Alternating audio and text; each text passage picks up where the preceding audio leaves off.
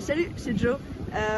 Alors on a vu le spectacle de Bono hier soir au Grand Rex et c'était une sacrée grosse plaque. Pour le coup c'était vraiment spectaculaire. Donc voilà, il y avait beaucoup de monde, beaucoup de beau monde. J'ai croisé Luc Besson, Julian Lennon, Martin Garrix. Je suis tombée sur Ali et Jordan en sortant des toilettes, ça arrive pas tous les jours. C'était assez fun.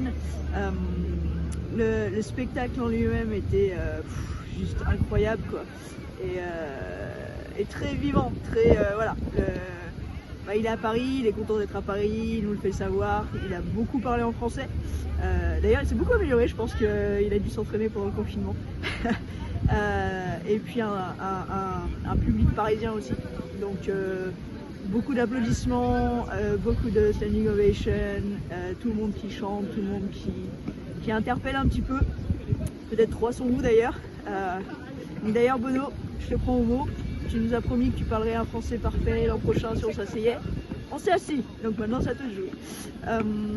Mais ouais, c'était une fête et c'était en même temps un de ces spectacles qui vous prend au trip quoi. Vraiment les émotions qui d'habitude passent par la musique, les chansons de YouTube, il a réussi à nous les retransmettre finalement avec ses mots.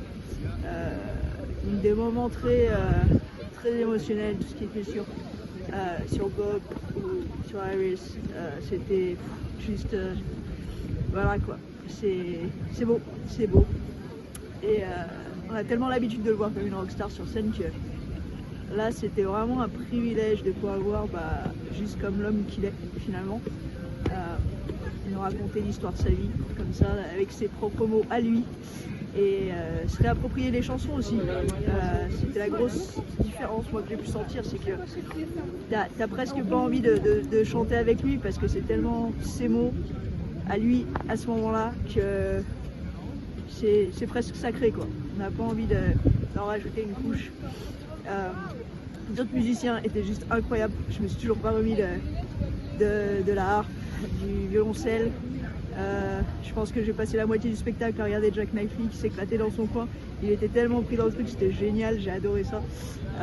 Et c'était vraiment super bon. La voix la dame, je me rappelle plus de son nom, mais c'était beaucoup d'émotions, beaucoup de bonnes émotions. Ça faisait plaisir de le voir aussi, forcément. Et voilà. Et le grand final, c'est juste pas de mots. C'est le moment où on se dit ok, voilà, ça c'est Bono, ça c'est notre Bono. Donc ouais, très bonne soirée, c'était vraiment un privilège de pouvoir être là et cette sensation d'être au bon endroit au bon moment. Donc du coup, c'est vrai quand il a fait Beautiful Day, juste les larmes parce que c'est ce moment de clarté où on se rend compte de tout, on se rend compte d'où on est, qu'on est aussi en post-pandémie et qu'en fait on est tous là, on a tous réussi à passer à travers ça et on est tous ensemble et on est tous là en train d'écouter notre héros nous raconter un petit peu sa vie de manière très intimiste. Et moi j'ai pas de mots, c'est un sacré moment, c'est vraiment un sacré moment. Donc voilà, c'était cool, salut. Too hot.